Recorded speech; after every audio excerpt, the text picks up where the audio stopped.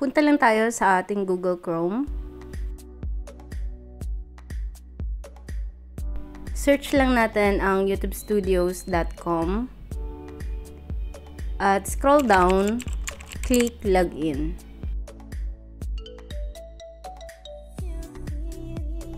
Makikita nyo dito ang notification sa taas na action needed, and dito sa upper right side ay i-click nyo lang ang resubmit tax info.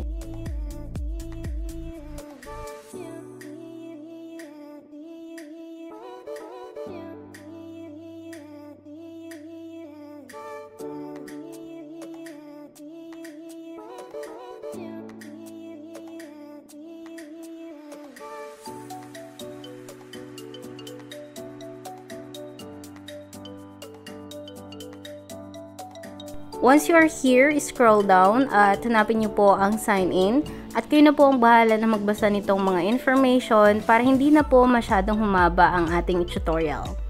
Ayan, let's look for sign in. Ayan, click lang natin ito.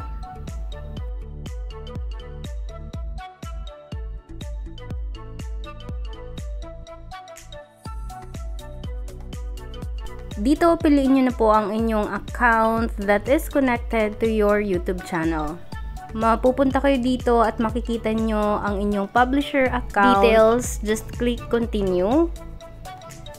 And kapag nandito na kayo, just paste your URL, YouTube channel URL. At dito naman sa baba, pindutin nyo lang po ang yes. Click start using AdSense. Dadali na po tayo dito. Just click the 3 lines dito sa upper left side.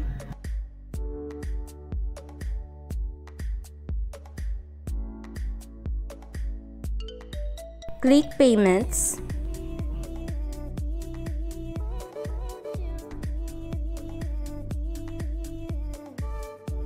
Click payments info.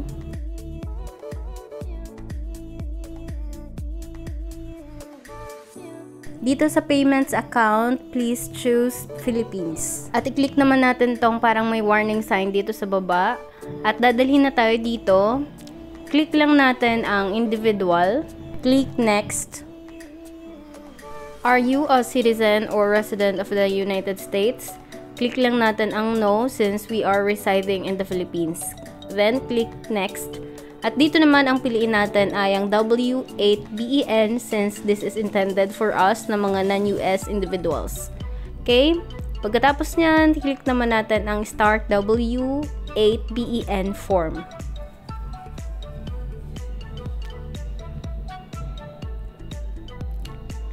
And here, ilagay nyo na ang inyong full name.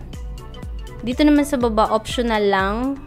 Kaya wag na natin lagyan since optional lang din naman. Country, region, or citizenship. Piliin nyo na lang dito. Just select Philippines. Ayan. Kaya na guys ang bahala na mag-fill out nitong form.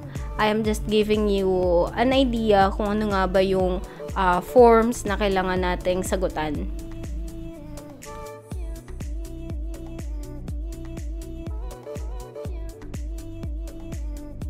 Dito, ilagay nyo na ang foreign TIN number ninyo or ang inyong BIR TIN number. But this is as well optional. Pero kung meron naman, ilagay nyo na lang. Dito naman sa country or region guys, just select Philippines. Pakilagay na din ng inyong street address. Dito sa may mga optional guys, wag nyo nang fill outan kasi hindi naman siya required. Okay, dito naman sa suburb nyo, pakilagay ng inyong barangay and then yung city ninyo. Yung postal code ninyo, ilagay nyo na din po.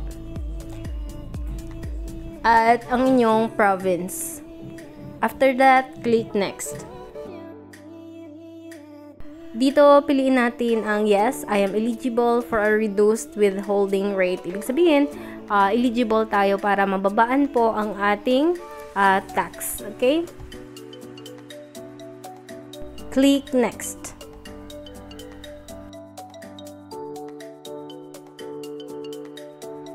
Dito, piliin naman natin ang ating country, which is the Philippines.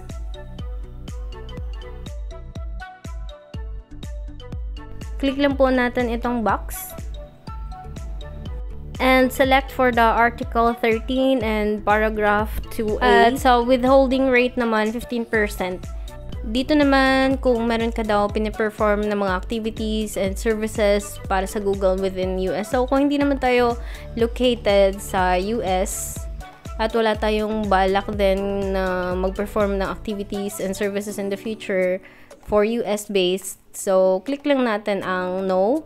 Then, click the box here below. At pindutin naman natin ang next.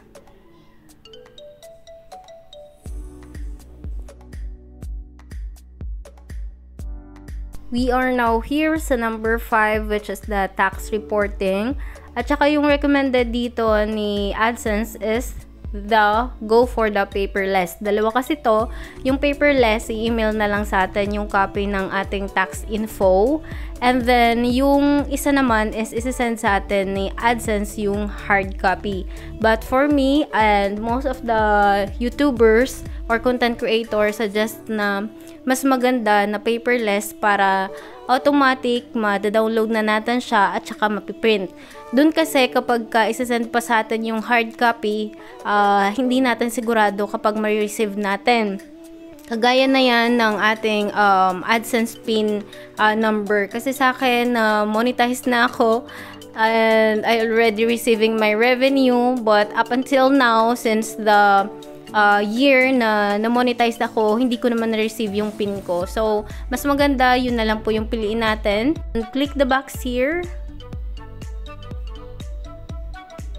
Dito, just select, yes, I am the beneficial owner named in the tax identity section. Since, yung name lang din naman natin yung nakalagay since tayong owner ng ating YouTube channel or ng ating AdSense account. Ayan. Then, dito naman ay makikita nyo na may nakalagay na notification or notice na your tax info has been accepted, and just go to your email at ito yung lalabas. Your tax information has been approved. Then, just view tax info. At dadalhin kayo sa inyong AdSense account. And then, click nyo lang dito yung notification or warning as well. And then, dito na guys, ma-view na natin ang ating tax info. So, ayun lang siya guys. I hope na meron kayong natutunan. And please don't forget to subscribe and hit the notification bell para lagi po kayong updated sa mga post ko. And your comments would be appreciated. See you on my next tutorial!